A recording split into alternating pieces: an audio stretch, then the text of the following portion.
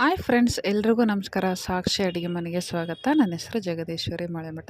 Friends, ಇವತ್ತಿನ ವಿಡಿಯೋದಲ್ಲಿ ನಾನು ಪೇಪರ್ ಅವಲಕ್ಕಿ ಮಾಡೋದು ಹೇಗೆ ಅಂತ ವಿಡಿಯೋ ಮಾಡಿದ್ದೀನಿ. ಮಾಡೋದು ಹೇಗೆ ಅಂತ ನೋಡೋಣ ಬನ್ನಿ. ಫ್ರೆಂಡ್ಸ್, ಇವಾಗ ನೋಡಿ, ಮೊದಲಿಗೆ ಒಂದು ಪಾತ್ರೆ ತೊಗೊಂಡಿದ್ದೀನಿ, ಎಣ್ಣೆ ಹಾಕ್ತಾಯಿದ್ದೀನಿ. ಇವಾಗ ನಮಗೆ ಎಷ್ಟು ಎಣ್ಣೆ ಬೇಕೋ ಅಷ್ಟು ಹಾಕ್ಕೊಂಡಿರ್ಬೇಕು. ನೋಡಿ, ನಾನು ಪಾತ್ರೆ ತೋರಿಸ್ತಿದ್ದೀನಿ. ಸ್ವಲ್ಪ ದೊಡ್ಡ ಪಾತ್ರೆನೇ ಇರಬೇಕು, ಫ್ರೈ ಮಾಡ್ಕೊಳಕ್ಕೆ ಚೆನ್ನಾಗಾಗಿರುತ್ತೆ. ಕೊಬ್ಬರಿ, ಶೇಂಗಾ, ಒಣಮೆಣ್ಸಿನ್ಕಾಯಿ, ಕರಿಬೇವು, ಹಸಿಮೆಣ್ಸಿನ್ಕಾಯಿ, ಹುರ್ಗಡ್ಲೆ ತೊಗೊಂಡಿದ್ದೀನಿ. ಇವಾಗ ಎಣ್ಣೆ ಕಾದಿದೆ. ಮೊದಲಿಗೆ ಇವಾಗ ಬೆಳ್ಳುಳ್ಳಿ ತೊಗೊಂಡಿದ್ದೀನಿ. ಫ್ರೆಂಡ್ಸ್, ಬೆಳ್ಳುಳ್ಳಿ ಸಿಪ್ಪೆ ಸುಲಿದು ನಾನು ಸ್ಮ್ಯಾಶ್ ಮಾಡಿ ಇಟ್ಕೊಂಡಿದ್ದೆ. ಈಗ ಸ್ಮ್ಯಾಶ್ ಮಾಡಿದ್ರೂ ಸ್ವಲ್ಪ ಆ ಥರ ಚಟಪಟ ಅಂತ ಸಿಡಿತಾ. ಇವಾಗ ಬೆಳ್ಳುಳ್ಳಿ ಹಾಕಿದ ನಂತರ ಗ್ರೀನ್ ಚಿಲ್ಲಿ ಹಾಕಿದ್ದೀನಿ, ಹಸಿಮೆಣ್ಸಿನ್ಕಾಯಿ ಬೆಂದಿದೆ. ಇವಾಗ ಕರಿಬೇವು ಹಾಕಿದ್ದೀನಿ. ಕರಿಬೇವು, ಬೆಳ್ಳುಳ್ಳಿ, ಮೆಣಸಿನ್ಕಾಯಿ ಬೆಂದಿದೆ. ಇವಾಗ ಸ್ವಲ್ಪ ಬೇಡಿಗೆ ಮೆಣಸಿನ್ಕಾಯಿ ಹಾಕಿದ್ದೀನಿ ನೋಡಿ. ಇವಾಗ ಕೊಬ್ಬರಿ ಹಾಕಿದ್ದೀನಿ.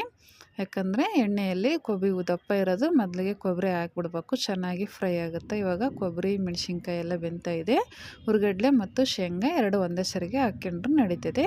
ಇವಾಗ ನೋಡಿ, ನಾವೆಲ್ಲ ಇವನ್ನ ಫ್ರೈ ಮಾಡ್ಕೊತಿರ್ಬೇಕಾದ್ರೆ ಗ್ಯಾಸನ್ನು ತುಂಬ ಲೋ ಫ್ಲೇಮಲ್ಲಿ ಇಟ್ಕೋಬೇಕು. ಯಾಕಂದರೆ ತುಂಬ ಬೇಗನೆ ಹೊತ್ತೋಗ್ಬಿಡುತ್ತೆ, ಬೇಗ ಸೀದೋಗ್ತಾವಂತೇಳಿ ಗ್ಯಾಸ್ ತುಂಬ ಲೋ ಫ್ಲೇಮಲ್ಲಿ ಇಟ್ಕೊಂಡು ಈ ಥರ ಫ್ರೈ ಮಾಡ್ಕೋಬೇಕು.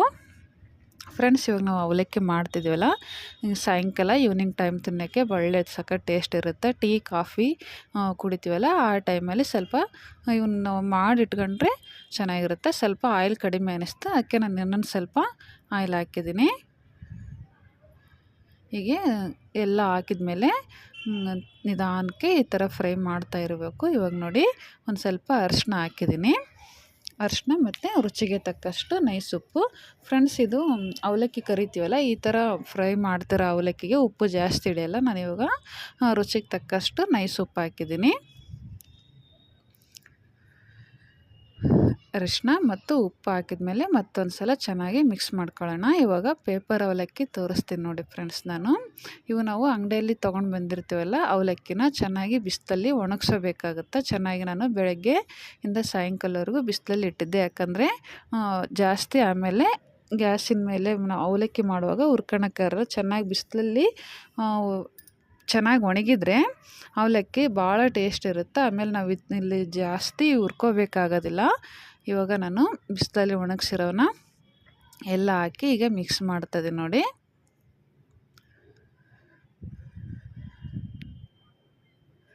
ಫ್ರೆಂಡ್ಸ್, ಈ ಥರ ಅವಲಕ್ಕಿನ ಮಾಡಿಕೊಂಡು ನಾವು ಒಂದು ಸಲ ಚೆನ್ನಾಗಿ ಮಾಡಿದ್ವಿ ಅಂದರೆ 1 ವೀಕು, 10 ಡೇಸ್, 15 ಡೇಸ್ವರೆಗೆ ಇಟ್ರೂ ಏನಾಗಲ್ಲ. ಫ್ರೆಂಡ್ಸ್, ಇವಾಗ ನೋಡಿ, ನಾನು ಅವಲಕ್ಕಿ ಹಾಕಿದ ಮೇಲೆ ನಾನು ಯಾವ ಥರ ಹುರ್ಕೊತೀನಿ ಅಂತಂದರೆ, ಗ್ಯಾಸಿನ ಮೇಲೆ ಹಂಚಿಟ್ಟಿದ್ದೀನಿ. ಅಂದರೆ ಜೋಳದ ರೊಟ್ಟಿ ಮಾಡ್ತೀವಲ್ಲ, ಅದೇ ಥರ ಹಂಚಿಟ್ಕೊಂಡು ಹಂಚಿನ ಮೇಲೆ ಈ ಪುಟ್ಟಿ ಇಟ್ಕೊಂಡು ಹುರಿಬೇಕಾಗುತ್ತೆ. ಯಾಕಂದರೆ ಒತ್ತೋದಿಲ್ಲ ಅಂಥೇಳಿ ನಾನು ಹಿಂಗೆ ಹುರ್ಕೊಳೋದು. ಅವಲಕ್ಕಿನ ಇದೇ ಥರನ ಮಾಡಬೇಕು, ಒಳ್ಳೆ ಟೇಸ್ಟ್ ಇರುತ್ತೆ. ಫ್ರೆಂಡ್ಸ್, ನೋಡಿ ಎಷ್ಟು ಸುಲಭವಾಗಿ, ಎಷ್ಟು ಬೇಗ ನಾನು ಸಾಯಂಕಾಲ ಈವ್ನಿಂಗ್ ಟೈಮಿಗೆ ಅವಲಕ್ಕಿ ಮಾಡೋದು ಹೇಗೆ ಅಂತಂದು ತೋರಿಸಿದ್ದೀನಿ. ಈ ಥರ ಸ್ನ್ಯಾಕ್ಸ್ ನೀವು ಮಾಡಿ ನೋಡಿ. ಫ್ರೆಂಡ್ಸ್, ಈ ವಿಡಿಯೋ ಇಷ್ಟ ಆಗಿದೆ ಅಂದ್ಕೊಂಡಿನಿ. ಈ ವಿಡಿಯೋಕ್ಕೆ ಲೈಕ್ ಕೊಡಿ, ಶೇರ್ ಮಾಡಿ, ಕಮೆಂಟ್ ಮಾಡಿ ಮತ್ತು ನಮ್ಮ ಚಾನಲನ್ನು ಸಬ್ಸ್ಕ್ರೈಬ್ ಮಾಡಿಕೊಂಡು ವಿಡಿಯೋ ನೋಡಿ. ಈ ವಿಡಿಯೋ ನೀವು ನೋಡಿ ಬೇರೆಯವ್ರಿಗೂ ಶೇರ್ ಮಾಡಿ.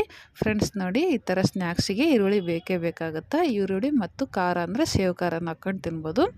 Thank you.